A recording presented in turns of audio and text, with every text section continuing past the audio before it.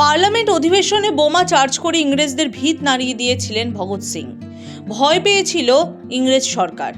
সেদিন ভগৎ সিং এর সঙ্গী ছিলেন বটুকেশ্বর দত্ত। এই বাংলার মাটিতেই তার জন্ম।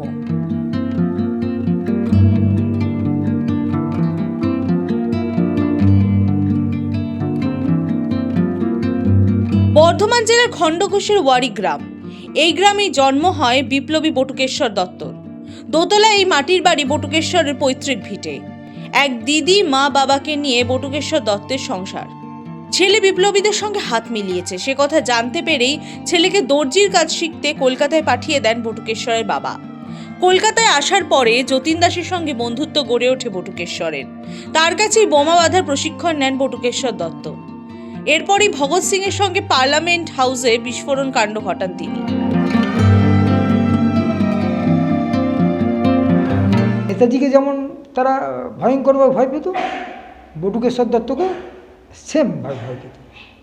কারণ বটুকেশ্বর দত্তকে ভয় পাওয়ার একটা বড় নজির হচ্ছে যে দেশ স্বাধীন হয়েছে 1947 সালে, কিন্তু ব্রিটিশ যাওয়ার সময় চুক্তি করে যাচ্ছে ভারত সরকারের সঙ্গে যে ব্রিটিশের যেসব কর্মচারীরা আছে তারা ভারত থেকে না চলে যাওয়া পর্যন্ত 1948 সাল পর্যন্ত তাকে জেলে থাকতে হবে এবং বাংলা, বিহার, উড়িষ্যায় তাকে নজরবন্দি রাখা হয়েছিল। বটুকেশ্বরই নন, এই গ্রামের সঙ্গে জড়িয়ে আছে ভগৎ সিং এর স্মৃতিও।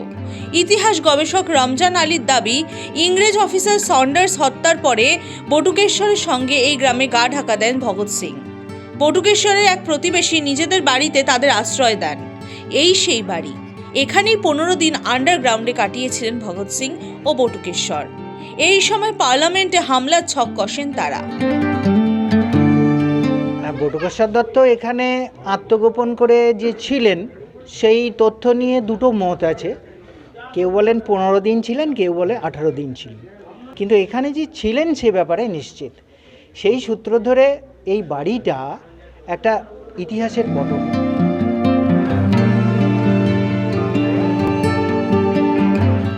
আজ জরাজীর্ণ অবস্থায় পড়ে রয়েছে সেই বাড়ি। দুই স্বাধীনতা সংগ্রামীর স্মৃতি বিজড়িত এই বাড়ি সংরক্ষণের জন্য অধিগ্রহণ করার প্রস্তাব রেখেছিল সরকার। তবে শরিকি বিবাদ থাকার ফলে এই জমি অধিগ্রহণ করা যায়নি। ফলে এই বাড়ির পাশেই গড়ে তোলা হয়েছে একটি মিউজিয়াম। সেখানে বটুকেশ্বর ও ভগৎ সিং এর আবক্ষ মূর্তি রয়েছে। প্রতি বছর 18 নভেম্বর বটুকেশ্বর দত্তর জন্মদিনে সেজে ওঠে এই গ্রাম। ভূমিপুত্রর আত্মত্যাগকে স্মরণ করেন এখানকার মানুষ। স্বাধীনতা সংগ্রামী বটুকেশ্বর দত্তের স্মৃতি সংরক্ষণের জন্য গড়ে তোলা হয়েছে একটি কমিটি ও ওয়েলফেয়ার ট্রাস্ট। এই ট্রাস্টের সম্পাদক মধুসূদন চন্দ্র। তাদের পরিবারের যে 17 জন শরিক, সেই 17 জন শরিক সেই জায়গাটা গভর্নমেন্টকে দিল না। তাই তার বাড়ির অনুকরণে আমরা একটা রেপ্লিকা দুবার ডেমো তৈরি করেছি এবং ওটাকে ওই বাড়ির মতো করে সাজাবার চেষ্টা করছি। কয়েকদিন আগে মোয়াইচন্ডী স্টেশনের নাম বটুকেশ্বর দত্তের নাম করার দাবি ওঠে। জেল শাসক গ্রামবাসীদের আশ্বাস দিয়েছেন। মোয়াইচন্ডী স্টেশনটি এই বিপ্লবীর নামে করা হোক, একটা দাবি তুলছে। কোনো প্রপোজাল এলে আমরা উচ্চ পর্যায়ে এগুলো পাঠিয়ে দেবো। খুব এখানে আসতে পেরে আমি নিজেকে খুব গর্বিত মনে করছি। এইগুলো মানে আমাদের আরো সংরক্ষণ করে রাখা এবং নতুন প্রজন্মের কাছে তুলে দেওয়া খুব দরকার আছে। এগুলো নিয়ে আমরা আরো প্রশাসন কাজ করব। বর্ধমান থেকে চন্দন ঘোষের রিপোর্ট, দ্য ওয়াল।